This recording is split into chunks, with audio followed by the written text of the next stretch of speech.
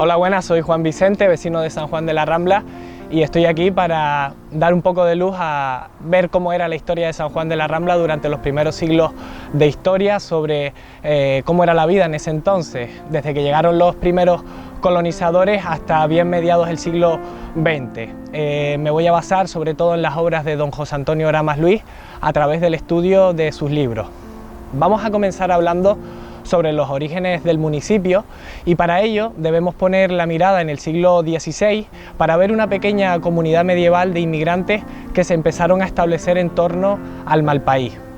Después de la conquista castellana, los primeros habitantes del lugar iban a tener una ascendencia portuguesa, aunque se puede decir que la idiosincrasia de los habitantes de San Juan de la Rambla será una mezcla de sangre portuguesa, española y guanche.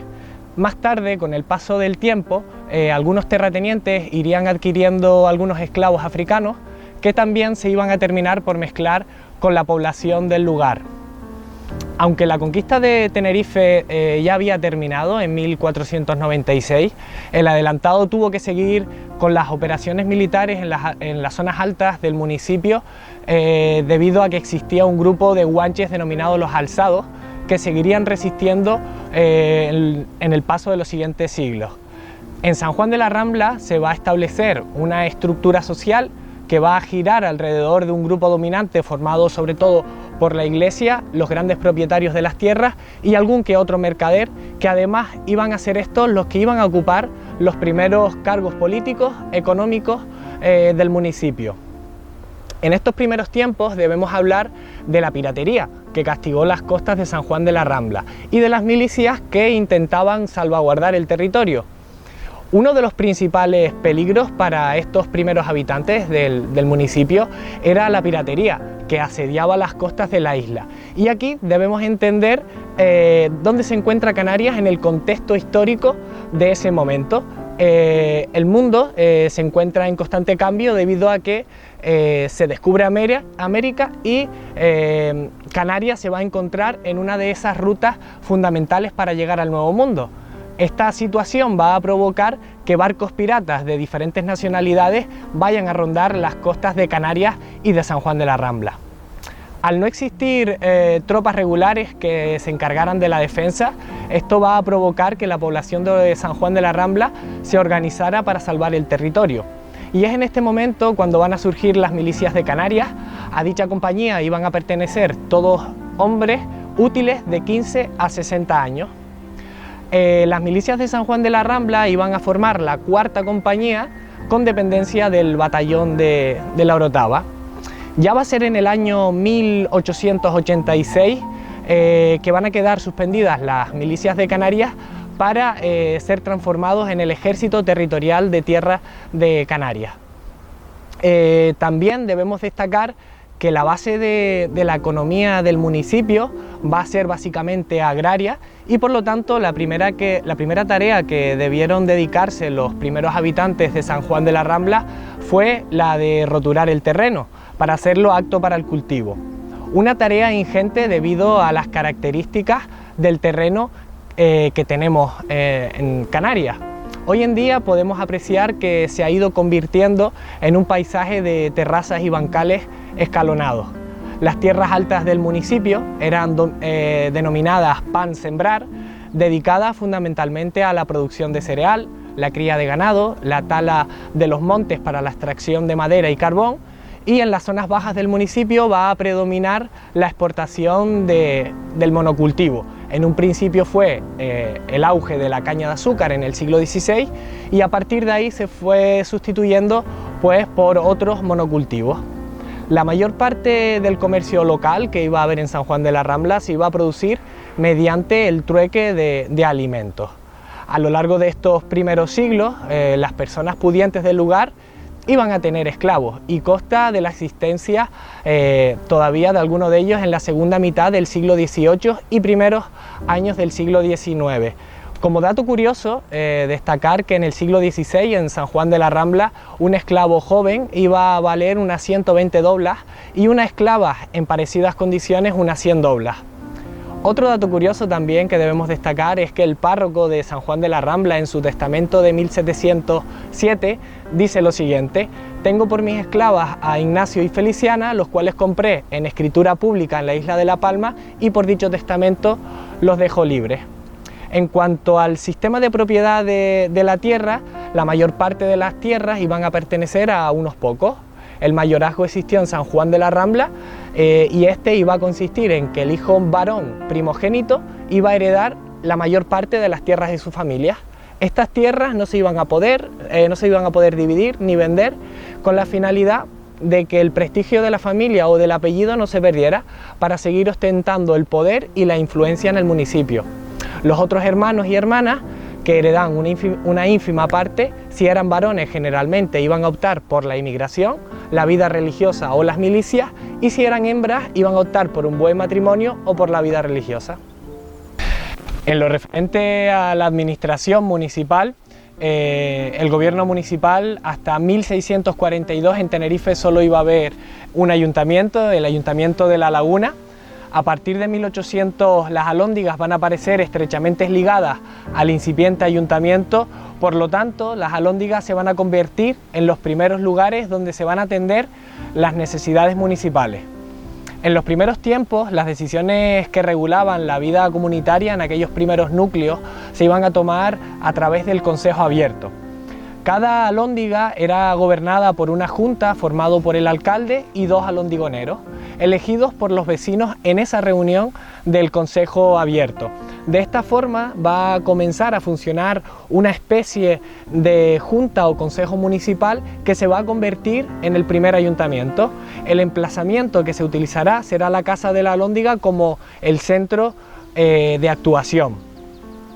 El funcionamiento de las alhóndigas iban a estar constituidas por modestas aportaciones de los vecinos, fundamentalmente iban a ser cereales. Las alhóndigas, por lo tanto, venían a ser una especie de banco o caja de ahorro local con la finalidad de prestarlo o venderlo en épocas de necesidad a las personas que les hiciera falta. En el caso que fuera prestado, debía ser devuelto con el correspondiente interés. Se calcula que a mediados del siglo XVII el beneficio de la alhóndiga de San Juan de la Rambla podía estar alrededor de unos 1.500 reales anuales. Esta cantidad pues se iba a invertir en obras comunitarias como por ejemplo hacer un puente, arreglar caminos, ayudar a las milicias locales, hacer fuentes, abrevaderos, mejorar la parroquia o incluso en fases de epidemia. De esta forma, la alhóndiga se va a convertir en el eje fundamental de la vida comunitaria de aquella pequeña población llamada San Juan de la Rambla. El cargo de alcalde generalmente era otorgado a las familias más poderosas del lugar y estas eran las figuras más destacadas por su poder económico y su influencia, que van a seguir controlando la vida municipal, aunque ellos directamente no se impliquen en ella.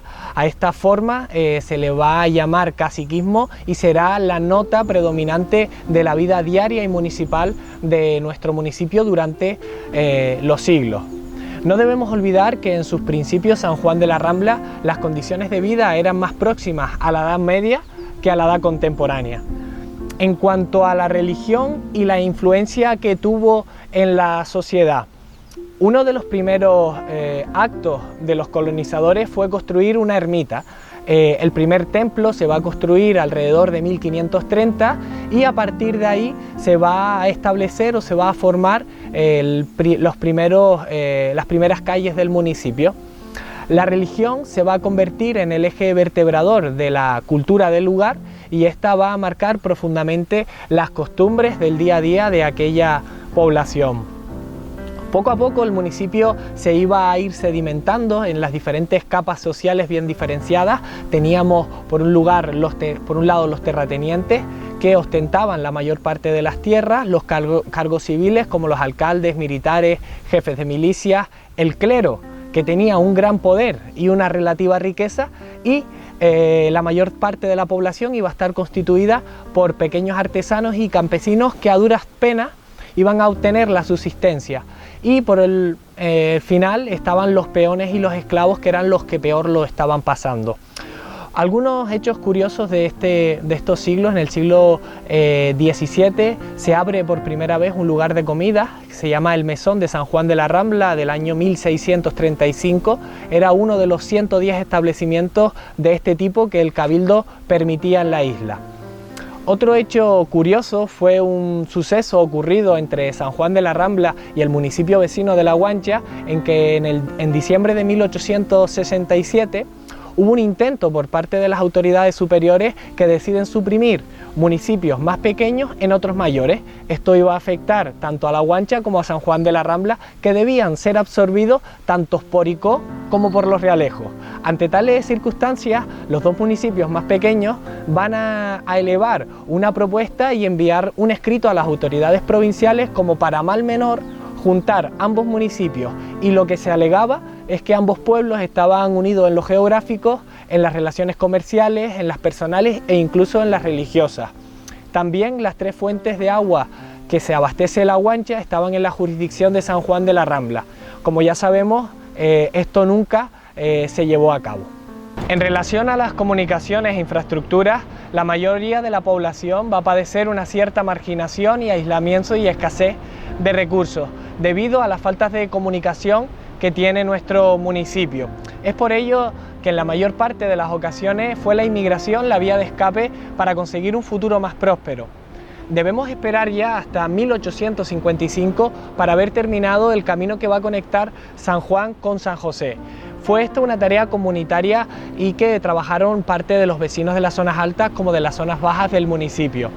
La vía de comunicación que nos va a comunicar con la Orotava era el camino real en el que nos encontramos ahora mismo, por la costa. Este camino bajaba desde el Realejo Bajo, pasaba por la Rambla de Castro y desde allí hasta la actual Playa del Socorro, para continuar por toda la orilla del mar hasta llegar a la desembocadura del Barranco de Ruiz.